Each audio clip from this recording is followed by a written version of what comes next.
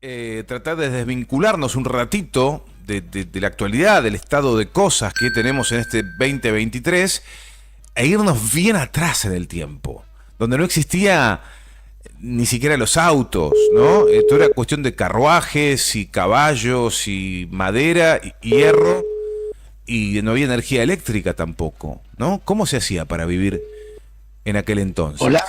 Hola Mariano, ¿cómo estás? Ya estamos en Radio Lateral. Querido Mariano Cabral, historiador, es un placer para nosotros tomar contacto con vos.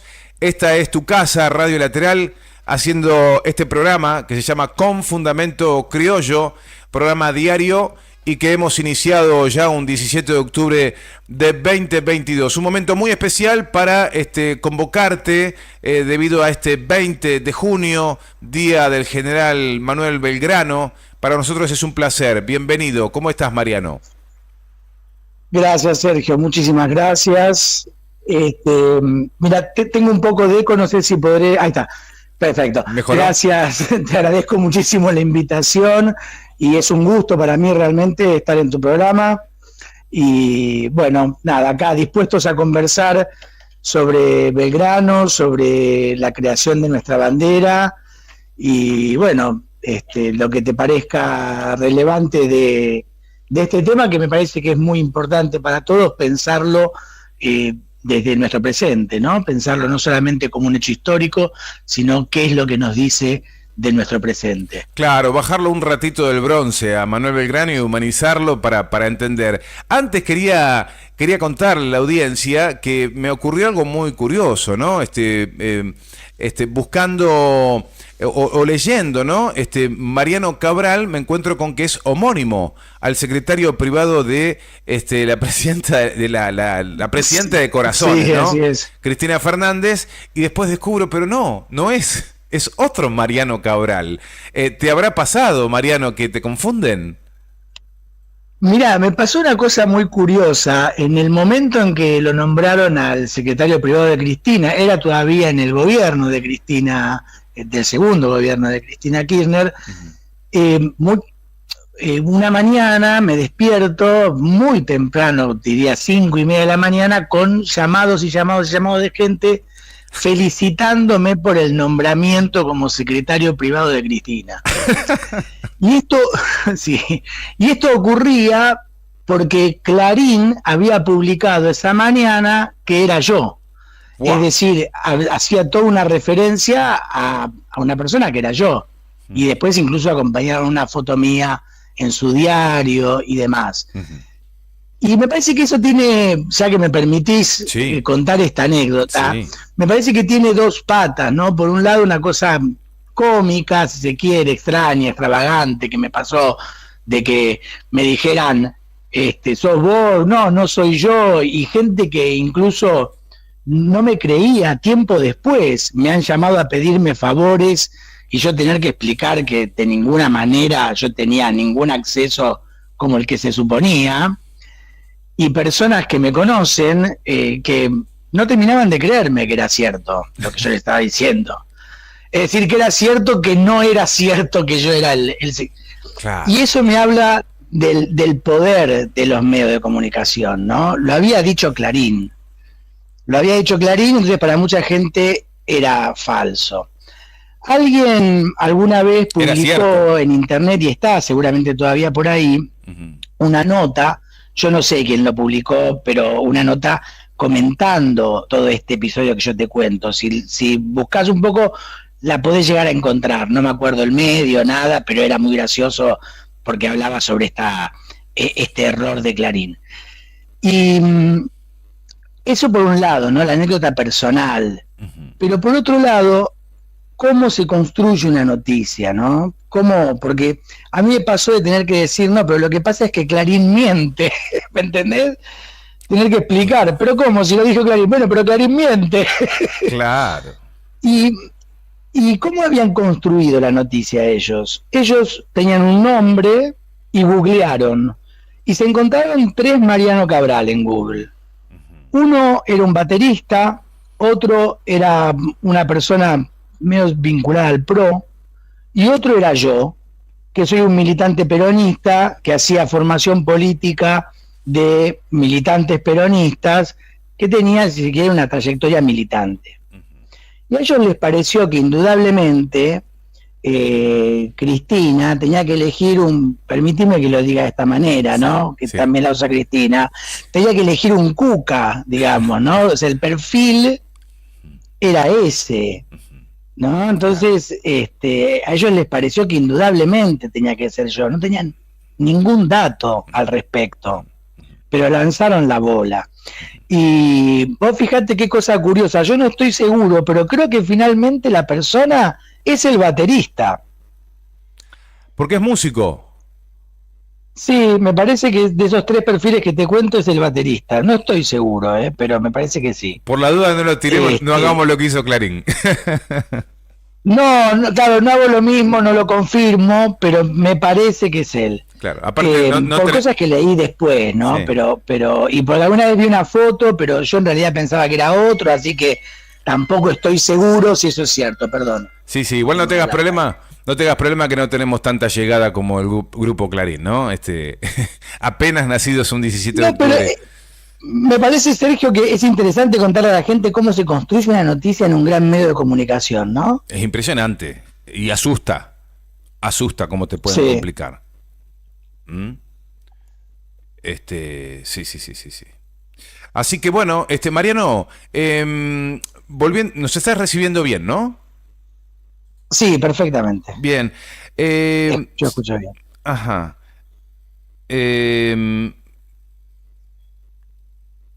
Bien, ahí estamos escuchando mejor.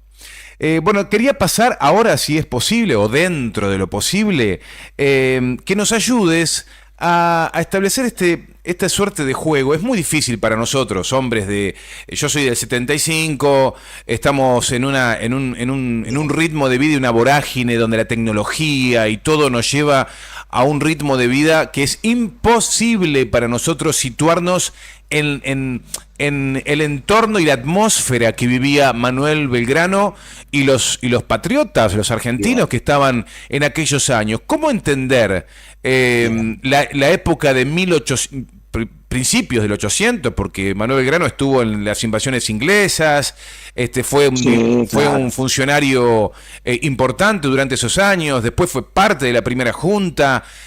¿Cómo situarnos en ese tiempo y cómo entender que Manuel Belgrano en ese contexto fue un patriota que merece ser recordado hoy? Bien, déjame contarte algunas cosas. Seguramente podamos hablar del tema de la creación de la bandera, ¿no? Por la fecha. Sí. Pero déjame contarte algunas cosas de contexto de Manuel Belgrano a partir de lo que vos acabas de decir. Bien.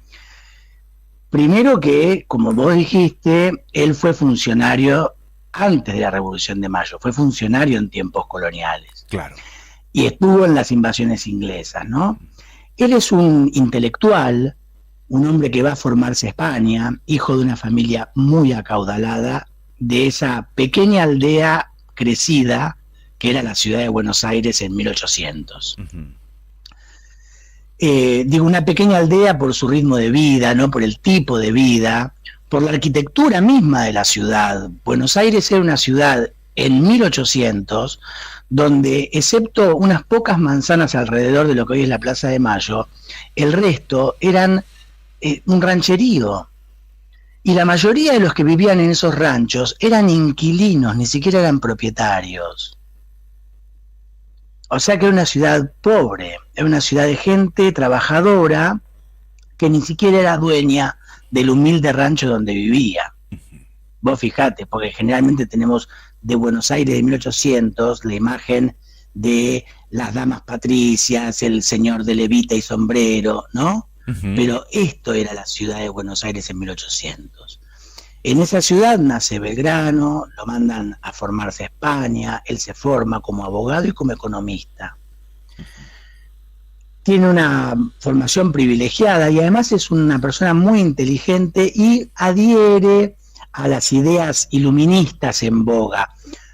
No necesariamente es una adhesión irrestricta a todo lo que está ocurriendo en Francia, como algunos dicen, sino a las ideas generales del iluminismo, ¿no? la libertad individual, el patriotismo, la defensa de la patria, que son parte de las ideas, la seguridad personal, la libertad de expresión, ¿no? Todas estas cosas, la posibilidad de que se amplíe quienes puedan participar dentro de un gobierno y den su opinión y entonces se mejore la cosa pública, el hincapié sobre la educación, sobre la salud pública, son todas estas las preocupaciones que están dando vuelta. Belgrano vuelve a Buenos Aires con un nombramiento bajo el brazo, lo nombran secretario del Consulado de Comercio. Yo voy a poner un ejemplo para que la gente entienda qué quiere decir eso. Sí. Es casi como un ministro de Economía de nuestros días, casi. Lo más parecido que podríamos decir. Con algún agregado, digamos, sería un promotor, como una secretaría de promoción del desarrollo, de promoción de la economía. A ver, ¿puedo hacer un paréntesis? ¿Puedo hacer un paréntesis ahí? Porque me mata la curiosidad de si se trata de que como ya estamos con el diario del lunes, es natural hablar de Manuel Belgrano y que bueno, me cuentes que él ya llega a nuestro país con ese cargo, pero existía la rosca en ese momento, digo, porque hoy llegar a un cargo de esos y tiene que ver con, viste, peleas, codazos, ¿eso existía también en ese momento o fue relativamente fácil? Hay que tener en cuenta el contexto. Buenos Aires era una ciudad aislada, no había mucha gente que pudiera ocuparse de funciones muy específicas y este cargo se acababa de nombrar y, por supuesto, él era el hijo de una familia muy acaudalada, uno de los comerciantes más importantes de Buenos Aires, estamos hablando, y era el primero formado en economía que iba a vivir en el Río de la Plata, entonces era como que no había otro para nombrar también. Claro. ¿Me explico? O sea, no había. Entonces sacamos... O sea, hay que pensar en ese país en formación, ¿no? Claro, sacamos la rosca, no había rosca y se la ganó toda porque era el único que había alcanzado ese nivel de capacitación. Exactamente.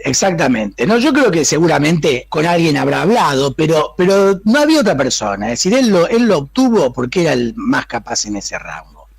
En las invasiones inglesas, vos fíjate, él tiene una frase que es muy inteligente y también lo pinta como una persona de una visión no porteñocéntrica. Cuando ocupan Buenos Aires los ingleses en 1806, le hacen jurar fidelidad a Jorge III, el rey de Inglaterra, a todos los funcionarios de Buenos Aires. Y Belgrano quiere evitar jurarle fidelidad al rey de Inglaterra. Y de hecho lo va a evitar, lo va a lograr. Pero para eso le dice a Beresford, al general inglés que había ocupado Buenos Aires, le dice, mire, el consulado, que era esta especie de Ministerio de Economía y agencia de promoción del desarrollo, digamos, ¿no? Dice, el consulado se llama de Buenos Aires, pero en realidad es de todo el virreinato. Mi tarea es estar junto al virrey. Fíjate cómo él pone por delante lo que hoy llamaríamos la nación, lo común, lo general a lo particular. No lo convence de todo a Beresford con este argumento, pero Beresford le va a permitir retirarse de Buenos Aires y no jurar. Bien. Después va a participar en 1807 intensamente de la defensa, pero él no va a estar en la reconquista de Buenos Aires porque se retira de la ciudad en un acuerdo, digamos. A cambio de eso, no juraba fidelidad a Jorge III y no se convertía en perjuro, es decir, en un traidor a su juramento, que en aquella época era una cosa muy mal vista. Entonces, para él, realmente había salvado los trapos, claro, vamos a decirlo así en términos modernos. Entonces, esto es una primera cosa que te quería observar, ¿no? Cómo él, como funcionario de este organismo, donde además, por ejemplo, te digo una cosa, es el impulsor de la creación de la Escuela Náutica Nacional en el marco del organismo este. Y eso lo menciono porque los argentinos modernos, tan de espaldas a nuestros ríos, tan de espaldas a nuestros mares, a los que tenemos que volver a mirar, me parece importante recordar que Belgrano fundó la Escuela Náutica para que tuviéramos marinos que pudieran ocuparse del comercio con nuestros trabajadores.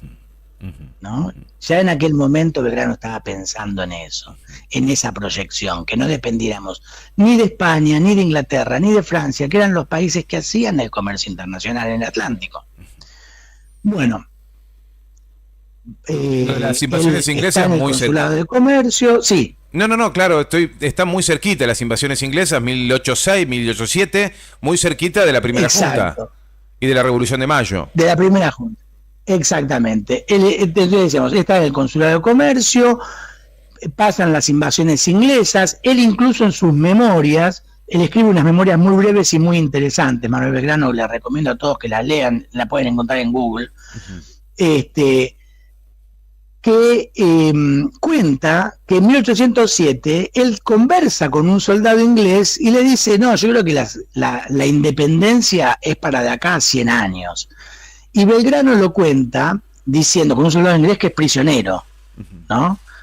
Y Belgrano lo cuenta diciendo, qué bárbaro, cómo cambiaron las cosas, que en esa conversación yo dije, para mí, este soldado inglés le dice, bueno, pero ustedes, ¿por qué se resistieron tanto si usted, Belgrano, participa de un grupo que está luchando por la independencia?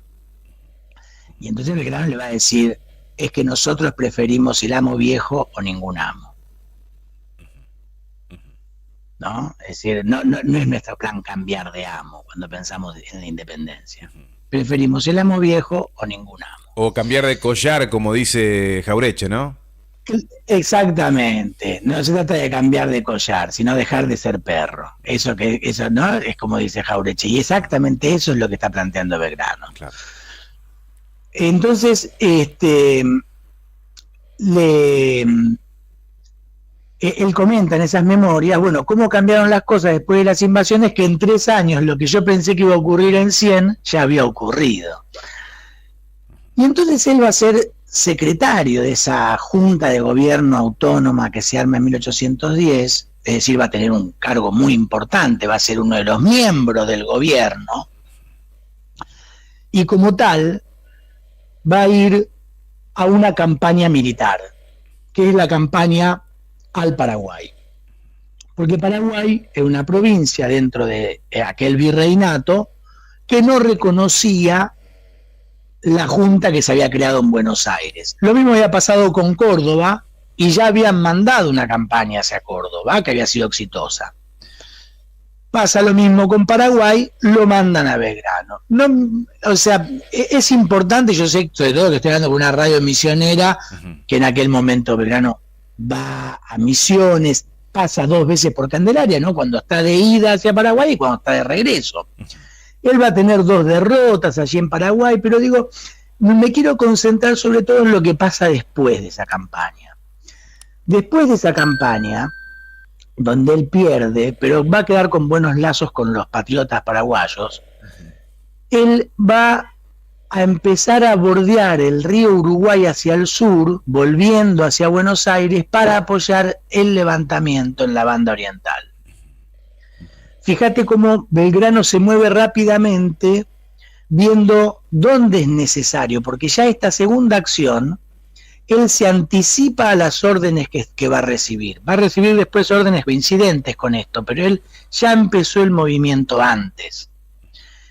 Va a la banda oriental, etcétera, bueno, apoya, dirige ahí una batalla muy importante, que en realidad la lleva al frente José Artigas, pero donde Belgrano es el jefe general de las tropas, que es la batalla de las Piedras, ¿no? Y después la toma de Colonia. Bueno, en fin, Belgrano estaba ahí, teniendo una victoria en la banda oriental, pero habiendo tenido una derrota en Paraguay. Entonces lo llaman del gobierno, lo llaman de Buenos Aires, y le quieren hacer un juicio, le van a hacer un juicio por aquella derrota del Paraguay. Pero viste, a Belgrano le llamaron el bomberito de la patria, ¿no? Allí donde había problemas se lo mandaba a Belgrano.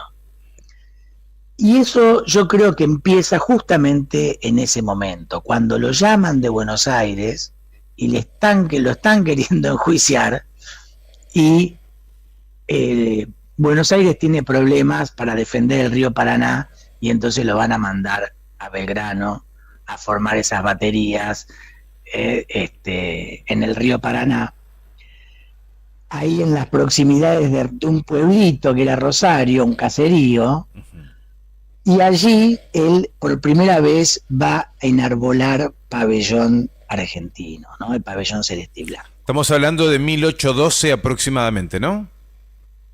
1812. Nosotros celebramos el 20 de junio, porque bueno, en la tradición argentina nosotros celebramos los fallecimientos, ¿no? Por ejemplo, los uruguayos celebran el nacimiento de Artigas, no el fallecimiento. Me parece una linda tradición, pero sí. Bueno, nosotros tenemos la nuestra que es luctuosa y celebramos los fallecimientos, pero o conmemoramos los fallecimientos. Claro. Pero la bandera no se creó el 20 de junio, sino que es Belgrano que fallece el 20 de junio de 1820. Belgrano crea la bandera el 27 de febrero de 1812. Y uno diría, bueno, ¿qué importa la fecha? Pero tiene importancia la fecha. Porque vos fijate todo lo que hace Belgrano entre que va por primera vez a Paraguay y que crea la bandera. Es derrotado en Paraguay, vuelve a la banda oriental, participa del triunfo de las piedras, participa de la captura de Colonia del Sacramento, en la banda oriental, la actual República del Uruguay, va en misión diplomática a Paraguay y firma el primer acuerdo con el gobierno de la Junta que se había armado en Paraguay después de que él se retira. Y después de eso, vuelve a Buenos Aires y lo mandan a Rosario. Fíjate, en un año, todo lo que hizo Belgrano es impresionante. Pensemos moviéndose en carreta, en barcazas, a caballo, ¿no? Y todo eso lo hace en un año. Impresionante. Claro. Pocos registros. Realmente. ¿Cómo? Muy pocos registros de semejante actividad oficial de un funcionario en esos años, ¿no? No sé pero, comparable a qué es. Sin duda. Es que sin duda es un hombre de una energía maravillosa. Y fíjate lo que le pasa. Vos me preguntabas, ¿cómo pensamos aquella época desde hoy con nuestra tecnología? Fíjate lo que le pasa a Belgrano cuando vuelve a Paraguay como agente diplomático y va a firmar el acuerdo. Él vuelve como representante de la Junta, lo que llamamos comúnmente Junta Grande ya, ¿no? Vuelve como representante de la Junta y firma un acuerdo en octubre de 1811 con la Junta que se había armado en Paraguay. Pero unos días antes de que él firme el acuerdo, el gobierno que lo había mandado había dejado de existir. Y había empezado lo que llamamos el triunvirato. Y el triunvirato fue una creación del centralismo porteño, fue disolver el gobierno de la Junta de todas las provincias. Porque a la Junta habían mandado representantes todas las provincias del antiguo virreinato. Por eso se llamaba Junta Grande, porque estaban los representantes de todas las provincias. Ya no era solo de los porteños. Y los porteños volvieron a disolver ese gobierno y crearon el triunvirato, el primer triunvirato, que fue una cuestión de porteños, en contra de un gobierno de todas las provincias.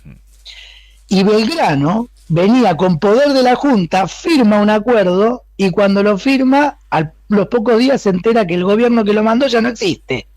Mira, ahí tenés una cosa que nos cuesta pensar, ¿no? Alguien trabaja como funcionario de un gobierno, pero las comunicaciones tardan tanto que cuando realiza un acto se entera más tarde de que ese gobierno que él representa ya no existe. Tal cual, hoy hablábamos... Claro, hoy hablábamos con Ronnie cuánto demoraba un viaje del Río de la Plata a España, y le calculábamos aproximadamente 3 meses. 3 meses, tal cual, sí. Claro, y pasan un montón de cosas. Un barco común 3 meses. Claro, pasan un montón de cosas en el medio. Tal cual, tal cual. Bueno, Mira, no quiero aburrir a tu audiencia tal vez con esto, pero a mí me llama muchísimo la atención esto, ¿no? Pensar en Belgrano firmando este acuerdo, un acuerdo con Paraguay que es el primero en el que se habla de federalismo, porque se habla de una unión transitoria hasta que se forme la futura federación. Es el primer acuerdo en nuestras provincias, 1811. Lo firma Belgrano con los representantes de la Junta del Paraguay, de la Junta de Asunción. Y después, cuando está volviendo a Buenos Aires, enfrentado con ese gobierno del primer triunvirato, lo mandan a Rosario. Enarbola pabellón, y esto es un poco conocido, cuando Belgrano crea esa bandera, el gobierno de la Junta, del triunvirato, perdón, sí, le dice, esconda esa bandera. Vamos a hacer que esto no pasó. O sea, lo reta por lo que hizo. Porque esto, digamos, no es que le dijeron, qué bien, nos dio bandera. No, lo retaron. No querían saber nada, tenían miedo los gobernantes de la facción del centralismo porteño, tenían miedo de enfrentarse decididamente con España. Y al mismo tiempo que lo mandan a esconder la bandera, lo mandan a que vaya a buscar al ejército del norte a Jujuy y lo traiga hasta Córdoba. Belgrano desobedece porque en vez de esconder la bandera, la guarda, pero la lleva hacia Jujuy. Se lleva la gente de Jujuy que la tenía que llevar hasta Córdoba, y él va, en vez de llevarla hasta Córdoba, va a retroceder porque tenía a los realistas encima, y va a dar la batalla de Tucumán a fines de 1812 y de Salta en febrero del 13. O sea que, fíjate que un año después de crear la bandera, Belgrano está definiendo el actual territorio argentino. Con triunfos. Con triunfos de Tucumán y de Salta. Y luego de eso hace bendecir la bandera en la Catedral de Jujuy. Ya victorioso. O sea que tenemos a un hombre que era un economista formado, que fue funcionario, que entendió que su función era para todo el territorio y no solamente para Buenos Aires. ¿Militar? Un hombre que no era militar de formación, pero se puso al frente de los ejércitos, había adquirido una escasa práctica miliciana en tiempo de las invasiones, y luego lo que sí era valiente, era un hombre decidido y a ocupar los lugares que hacía falta.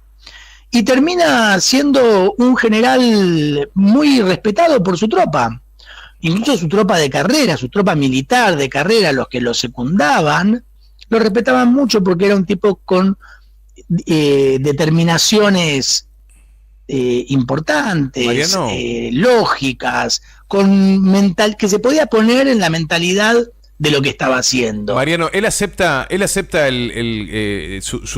su obligación como general, asume el compromiso, no siendo militar, no teniendo formación, porque él era político.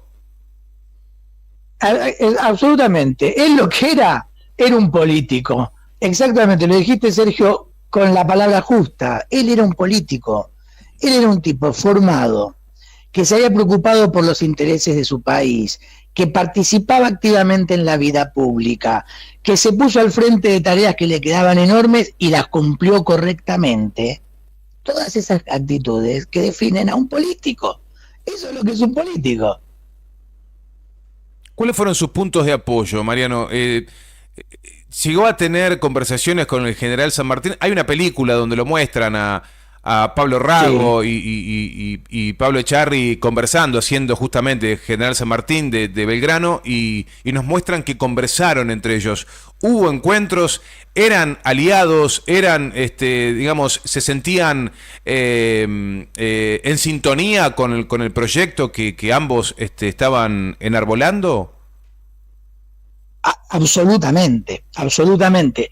Belgrano va, antes de conocerlo a San Martín, a quejarse amargamente con el gobierno de Buenos Aires. Él está al frente de ese ejército del norte, ese ejército auxiliar del Alto Perú, y le dice: acá los señores que comentan las batallas en los sillones no conocen el sacrificio que se está haciendo acá. Y hay una carta incluso desesperada en la que le dice a los funcionarios de Buenos Aires que por favor hagan algo para que no parezca que los gobernantes de Buenos Aires desprecian a las provincias. Fíjate que él en ese momento ya apela a la ironía, le dice, ya no es que no hagan nada para no despreciarlos, no hagan algo para que no se note tanto, ¿no? Para que no parezca, les dice, ¿no? Ya está desesperado. En esa desesperación llega San Martín a reemplazarlo. Y cuando llega San Martín a reemplazarlo, se entiende enseguida con Belgrano. Y en vez de reemplazarlo, lo deja un tiempo junto a él. Finalmente lo tiene que remitir a Buenos Aires, pero lo deja un tiempo junto a él porque quiere aprovechar, quiere conocerlo, quiere interiorizarse, quiere aprovechar que lo tiene ahí a Belgrano para también apoyarse él que acaba de llegar, San Martín que acaba de llegar a este ejército, apoyarse en el conocimiento de Belgrano. Y ahí entre ellos... Sí. No, seguí, después te hago una pregunta. Y ahí entre ellos funciona muy muy bien la cuestión, tan bien que un par de años después, el trípode, podemos decir así, de la independencia, van a ser San Martín, Belgrano y Juan Martín de Pueyrredón. Vos fíjate que el día anterior a la declaración de la independencia, los congresales reunidos en Tucumán están escuchando una conferencia dictada por Manuel Belgrano.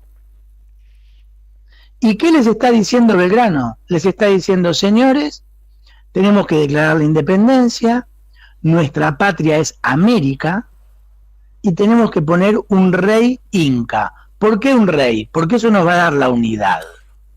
Puede ser que eso... Debajo de ese rey vamos a poner un senado, todo democrático, pero un rey que nos dé la unidad, porque estamos todos acostumbrados a tener rey, porque no conocemos otra cosa, ¿no? Entonces vamos a mantener esta costumbre, pero ese rey sea un descendiente de los incas, para que todos sepan que acá ya no gobierna un europeo, gobernamos los americanos.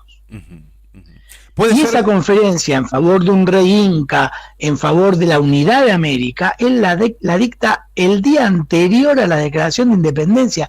Estas ideas, que fueron también ideas de San Martín, se las explica Belgrano a los congresales que nos dieron la independencia. Y puede ser que me quedó, en algún momento hicimos una videoconferencia con historiadores venezolanos y argentinos referidos a el encuentro entre San Martín y Bolívar. Permitime salir un ratito del tema, porque me trae a colación lo que proponía Manuel Belgrano, un cacique o un rey inca, ¿no? Esto no lo entendió o lo rechazó Bolívar cuando San Martín le lleva esa posibilidad. No, yo no creo que esto sea así. Ajá. Cuando San Martín tiene la entrevista con Bolívar, ya el tema del rey inca ha pasado mucho tiempo y ya cayó. De lo que están discutiendo ahí es la posibilidad de un rey europeo, de llamar a un príncipe de una casa europea y nombrarlo rey. ¿Eso lo propone San Martín? Y lo está proponiendo San Martín. San Martín propone muchas veces el tema de una monarquía, pero hay que entenderlo en la época. San Martín está preocupado porque la guerra se prolonga y se necesita una autoridad que concentre en un territorio muy disperso que va hacia una forma más o menos federal, ¿no? San Martín piensa, bueno, por lo menos que haya una autoridad que todos reconozcan. Y eso en aquella época era la idea de un rey.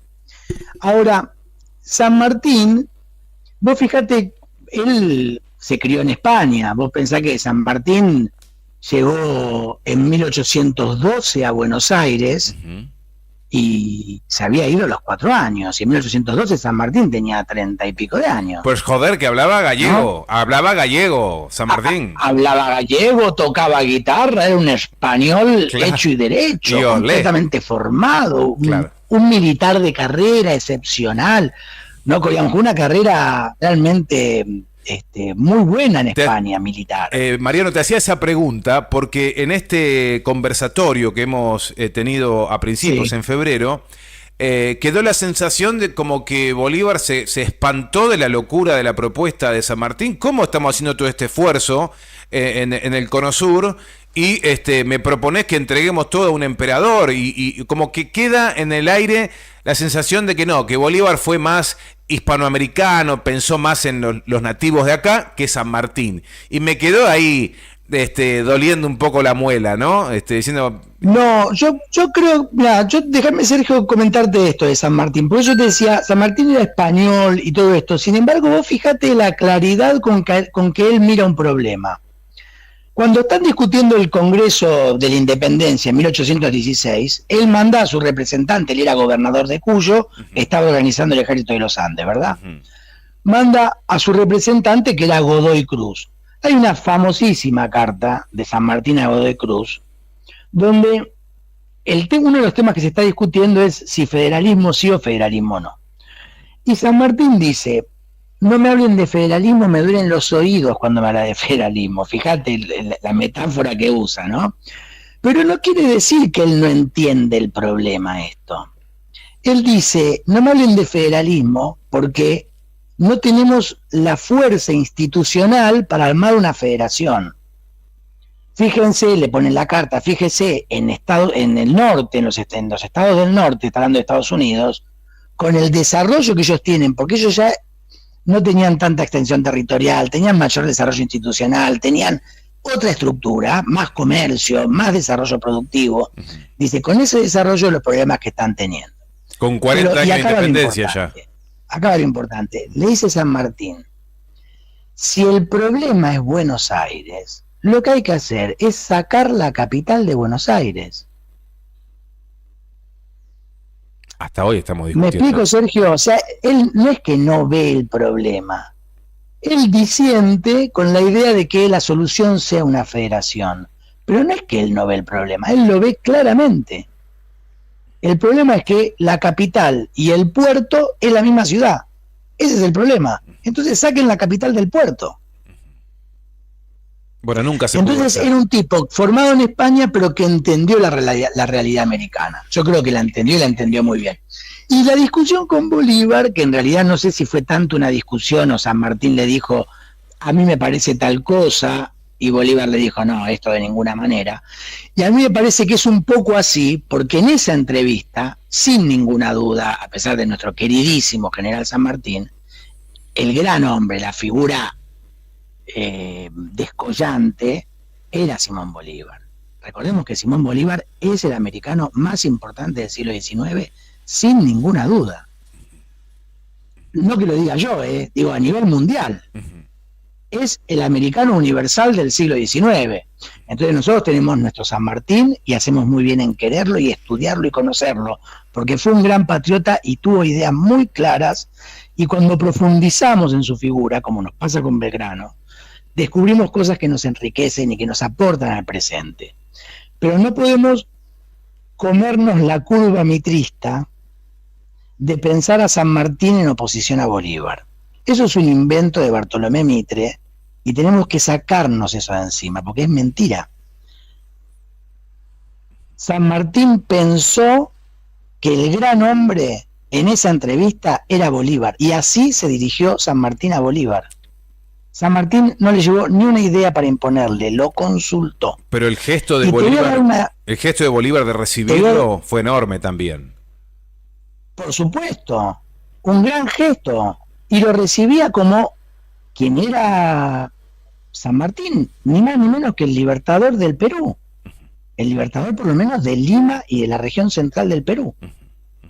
Pero te voy a dar un dato importante para pensar la relación entre San Martín y Bolívar. Perdón que te saqué lejos del tema.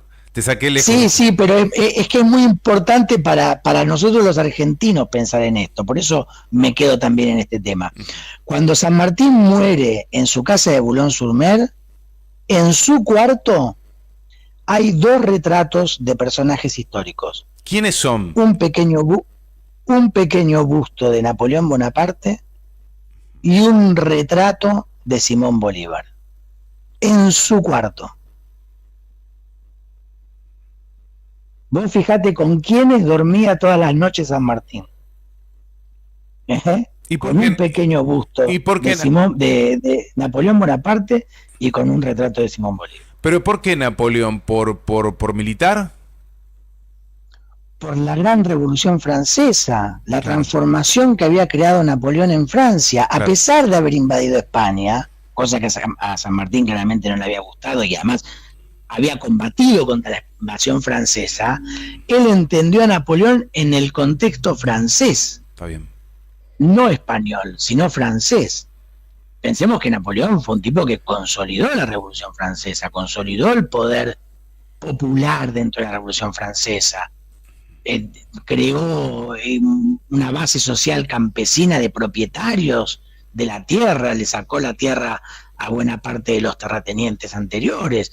Fue un tipo que hizo transformaciones muy importantes, Napoleón. Y esto es lo que San Martín ve, ¿no? Claro. Los grandes transformadores de su época. Claro. Y para él son Napoleón Bonaparte y Simón Bolívar. Eso nosotros tenemos que tener en cuenta. Y cómo en paralelo, sé que es medio complicado armar rápido un mapa en la cabeza, para ir cerrando esta nota extraordinaria, Mariano, que nos estás regalando. Estamos hablando con Mariano Cabral, un historiador. Después, sobre el final, contanos dónde podemos leer tus artículos y dónde sumarnos a las charlas que vos das. Para cerrar, ¿cómo es en paralelo el cierre de que logra Manuel Belgrano de su vida? Bueno, la verdad es que Belgrano, después de su experiencia en el Ejército del Alto Perú, después de ser reemplazado por San Martín, va a volver al Ejército del Alto Perú. Ya lo dije, en 1816 él está dando esa conferencia en Tucumán, y lo que está haciendo en ese momento en Tucumán está haciéndose cargo nuevamente del ejército. Va a volver a dirigir ese ejército y luego le van a dar órdenes en 1818 de venir a reprimir a los federales de Santa Fe, los federales que estaban con Artigas. Y nuevamente Belgrano, me parece que ahí, en ese último acto fundamental de su vida, da pruebas de su figura. Él tiene que llevar el ejército y reprimir a los federales de Santa Fe. En vez de eso, se presenta y firma un acuerdo con los federales de Santa Fe. Bien. Firma un acuerdo. Sí. Me explico, o sea, va y negocia y firma un acuerdo. Los reconoce como pares, no como bandoleros a los que va a reprimir, sino como pares. Esto es una discusión política. Sí, otra vez se cagó en los porteños. Exactamente. Belgrano no solamente es el bomberito de la patria, sino que además es el gran desobediente. Es el tipo que dice, no, nosotros tenemos que llevar la revolución hacia acá, hacia la unidad de estos pueblos. Por eso crea una bandera como símbolo de la unidad, que es lo que estamos conmemorando el día de hoy. Porque es un símbolo de la unidad. Entonces, él pensó todo el tiempo en eso, en la unidad de los pueblos de América. Y él fue americano. Cuando muchos de sus vecinos de todos los días en la ciudad de Buenos Aires eran porteñistas, no solamente porteños. Belgrano también era porteño, pero fue un porteño americano. Y esto me parece que es el Belgrano que tenemos que conmemorar, creo yo. En ese último acto, él firma este acuerdo y termina volviendo preso a Buenos Aires. Y es increíble. Contra viento y marea sostiene sus ideas. Entonces, vuelvo, Sergio, a lo que dijiste vos. Es una figura política, es un político, pero de enorme relevancia y de enorme compromiso y constancia, ¿no? Con su idea, sosteniéndola a veces en derrota, porque no siempre podemos sostener nuestras ideas en victoria. A veces hay que sostenerlas en la derrota. Y él las sostiene, se acomoda a la situación, a los cambios, pero para llevar adelante su idea. No para acomodarse él como persona, sino para llevar adelante su idea. ¿En qué año muere Belgrano y en qué contexto? Bueno, muere en 1820, un 20 de junio de 1820. en el contexto político de que los federales han tomado la ciudad de Buenos Aires, es decir, el directorio que habían creado en 1813, se cae, se disuelve, ese gobierno central se disuelve, un gobierno central que era bastante, hoy diríamos, unitario, ¿no? Tenía tendencias, o tuvo importantes momentos de tendencia al centralismo porteño. No hay un gobierno general en ese momento, y Santa Fe y Entre Ríos, los ejércitos coaligados de Santa Fe y Entre Ríos, han prácticamente tomado la provincia de Buenos Aires, donde se sucede un caos de múltiples gobernadores, ¿no? Y en ese contexto, Belgrano, que ya estaba enfermo y arrastraba su dolencia hacía varios años, ya fallece muy debilitado. Muy joven también, ¿no? Y joven, porque Belgrano tendría unos 50 años. En este momento, te digo, no recuerdo exactamente la fecha de nacimiento, pero más o menos tendría unos 50 años, calculo yo. Un poco menos. Bueno, como 70 y algo. Claro, como historiador, Mariano, ¿cómo te lo imaginas físicamente, los rasgos, la altura, la voz? ¿Cómo te lo imaginas? El semblante, ¿cómo te lo imaginas a Manuel Belgrano? Bueno, tenemos algunos datos. El retrato que todos conocemos de Belgrano es un retrato tomado directamente de él, así que es un rostro histórico. Es uno de los pocos retratados de nuestra historia. San Martín también, los retratos, o sea, hay 3 retratos históricos de San Martín, así que el rostro que conocemos de él es el rostro de San Martín.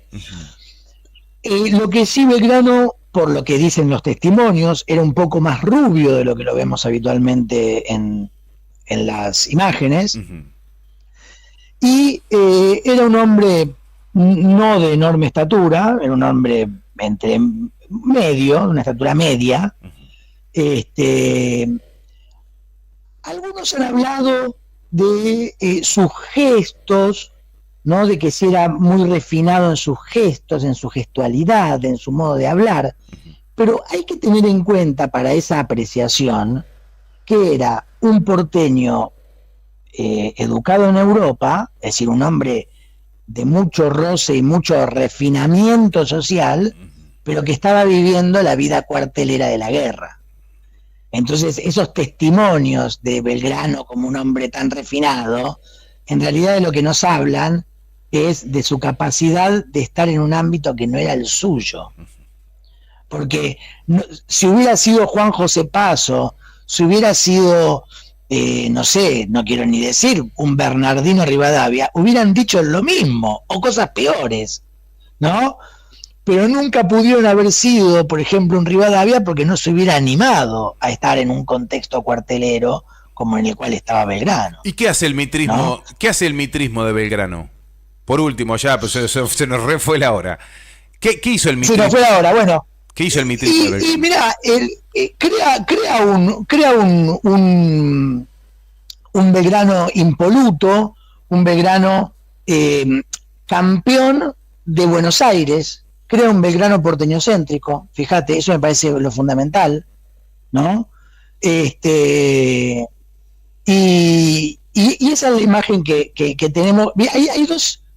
Mitre trabaja 2 ideas. Belgrano es un héroe de Buenos Aires y militar. San Martín es mejor que Bolívar. Estas son las 2 ideas que Mitre nos enseñó a los argentinos y a los sudamericanos, porque los libros de Mitre se leyeron en toda Sudamérica. Entonces, esto es lo que creo que tenemos que estar atentos. Ni San Martín es un anti-Bolívar, ni Belgrano es un héroe de Buenos Aires. Belgrano es porteño, pero pensó a la patria, y San Martín admiraba a Simón Bolívar. Extraordinario, Mariano. Queremos agradecerte un tiempo extenso que estuvimos conversando, pero creo que es una joyita que vamos a guardar. Queremos agradecerte profundamente estos minutos para celebrar y conmemorar este 20 de junio, Día de la Bandera. Bueno, Sergio, te agradezco mucho y sí, discúlpame, por ahí nos extendimos bastante en un montón de cosas. Espero que hayan sido de provecho para toda la audiencia. Y te Absolutamente. agradezco muchísimo tu invitación. Un placer. Mariano, te mandamos un abrazo muy grande y que se repita. Bueno, un fuerte abrazo. Hasta luego. Gracias, gracias.